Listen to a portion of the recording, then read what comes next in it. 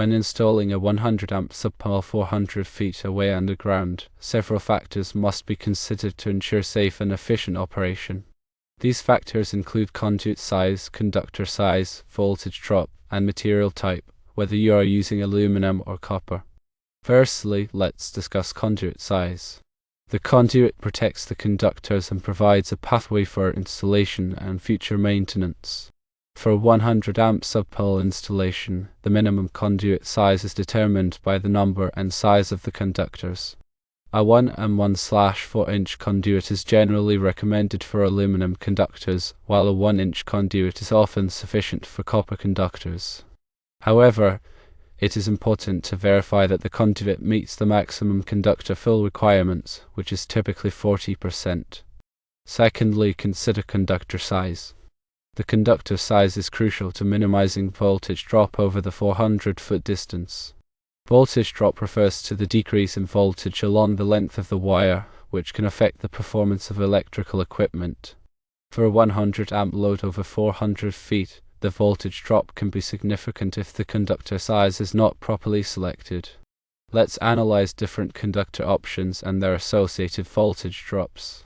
A 150 amp aluminum SER cable results in a voltage drop of 1.59%, which is generally considered acceptable. A 200 amp aluminum SER cable provides a voltage drop of 0.89%, which is even better and highly recommended. Using 100 amp copper THWN conductors leads to a voltage drop of 2.56%, which is marginal and may not be ideal for sensitive equipment. If you opt for 150 amp copper THWN conductors, the voltage drop reduces to 1.41%, which is acceptable. Thirdly, let's talk about material choice. Aluminum and copper are the two most common conductor materials. Aluminum is lighter and less expensive than copper, but it has a higher resistance. This means that for the same ampacity, an aluminum conductor needs to be larger than a copper conductor. SER cable stands for service entrance cable, which is commonly used for subpanel feeds. THWN stands for thermoplastic high water nylon, which is a type of insulation commonly used for individual conductors and side conduit. Now let's discuss the recommendation.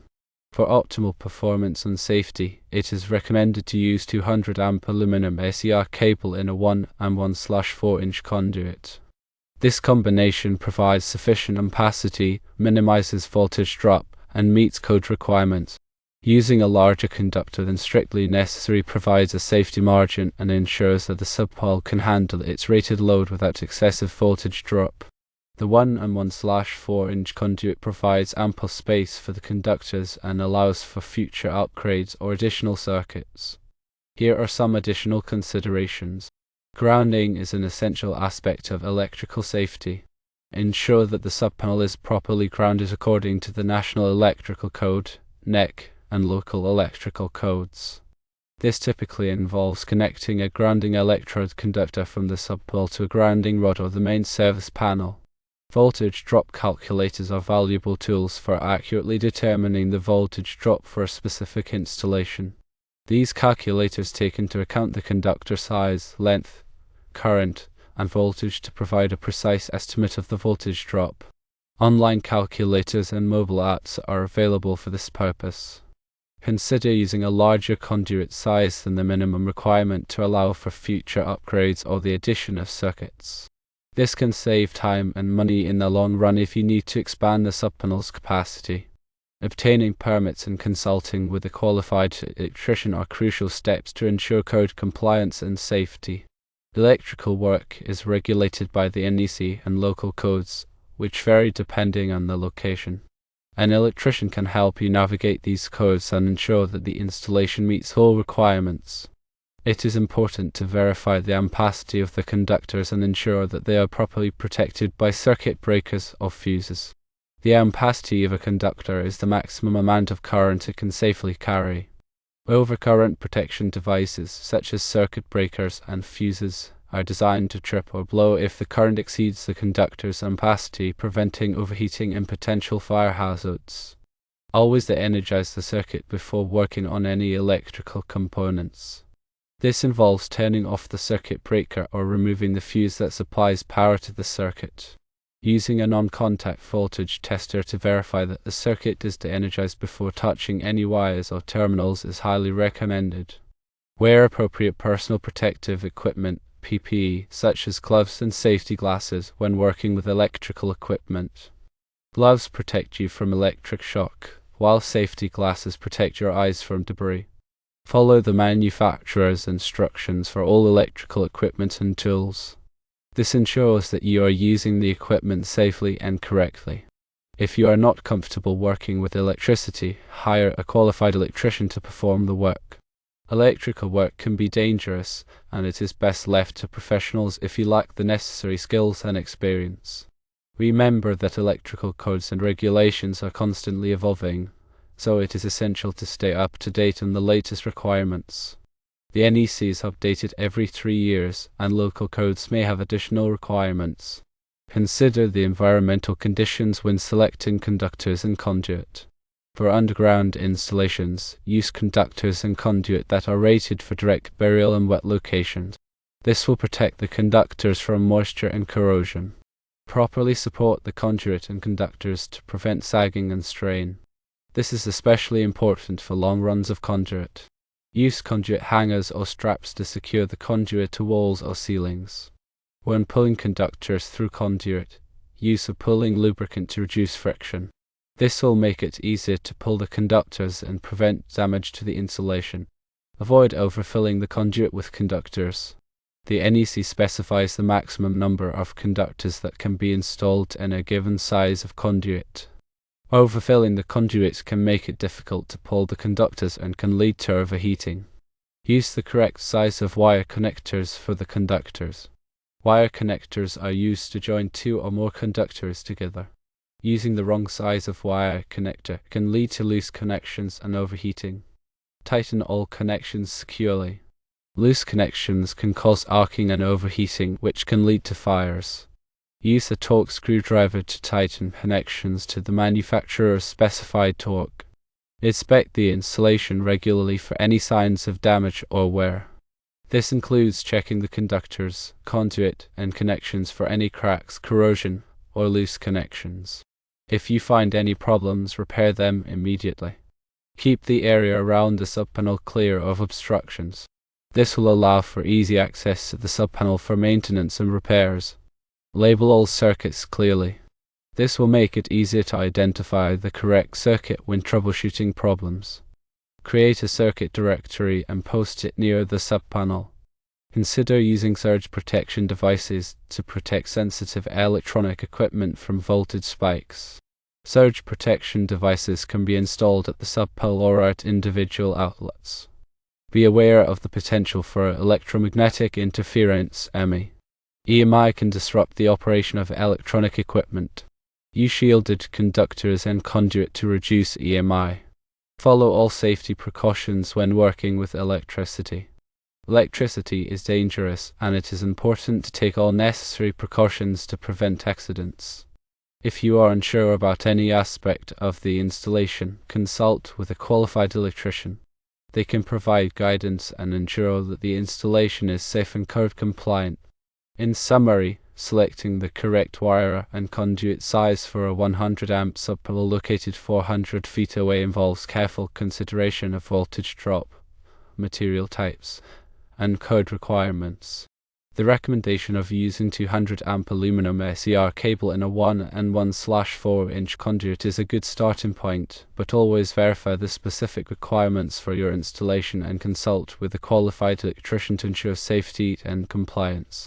Remember to properly ground the subpanel, use voltage drop calculators, and consider future expansion needs. By following these guidelines, you can ensure a safe and efficient electrical installation that meets your needs for years to come.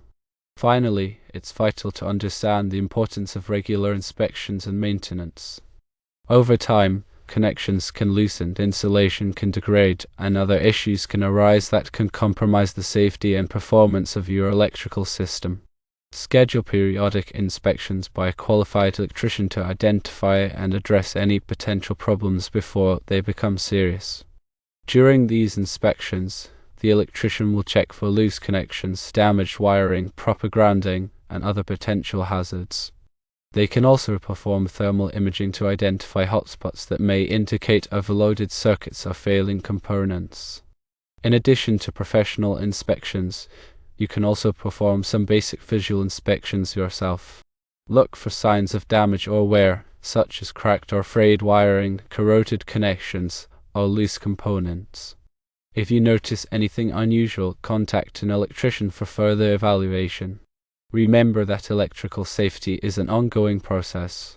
By staying informed, following safe practices, and performing regular maintenance, you can protect yourself, your family, and your property from electrical hazards. If you're not comfortable working with electricity, don't hesitate to call a qualified electrician to handle the job. Your safety is always the top priority. Also, let's consider the impact of different types of loads on the subpanel. A 100 amp subpanel can handle a variety of electrical loads, but it's important to understand the demand of each load to ensure that the subpanel is not overloaded. Some loads, such as lighting and small appliances, have a relatively low and constant demand. Other loads, such as electric heaters, air conditioners, and power tools, have a high and intermittent demand. When calculating the total load and the subpanel, it's important to consider the demand factor of each load. The demand factor is the percentage of the total load that is expected to be used at any given time. For example, a lighting circuit may have a demand factor of 100%, while an electric heater may have a demand factor of 75%. The NEC provides tables that list the demand factors for various types of loads. To calculate the total load and the subpanel, multiply the rating of each load by its demand factor and then add up the results. If the total load exceeds the ampacity of the subpanel, you will need to either reduce the load or upgrade the subpanel. Another important consideration is the type of overcurrent protection device used in the subpanel. Circuit breakers and fuses are designed to protect the wiring from overloads and short circuits. Circuit breakers are reusable and can be reset after they trip, while fuses must be replaced after they blow. The type and size of overcurrent protection device must be properly matched to the ampacity of the wiring. The NEC provides tables that list the appropriate overcurrent protection devices for various sizes of wiring. When selecting an overcurrent protection device, it's important to consider the interrupting rating. The interrupting rating is the maximum amount of current that the device can safely interrupt. If the interrupting rating is too low, the device may fail to interrupt a high current fault, which could lead to equipment damage or fire. In addition to overcurrent protection, it's also important to consider surge protection. Surge protection devices can protect sensitive electronic equipment from voltage spikes caused by lightning strikes or power surges. Surge protection devices are available in a variety of types and sizes. They can be installed at the service entrance, at the subpanel, or at individual outlets. When selecting a surge protection device, it's important to consider the surge current rating. The surge current rating is the maximum amount of current that the device can safely handle. If the surge current rating is too low, the device may fail to protect the equipment from a large surge. Finally, let's discuss the importance of proper documentation. Keep accurate records of all electrical work performed in the subpanel. This includes the size and type of wiring, the size and type of overcurrent protection devices, and the date of installation. These records will be helpful for future maintenance and troubleshooting. It's also a good idea to create a circuit directory and post it near the subpanel.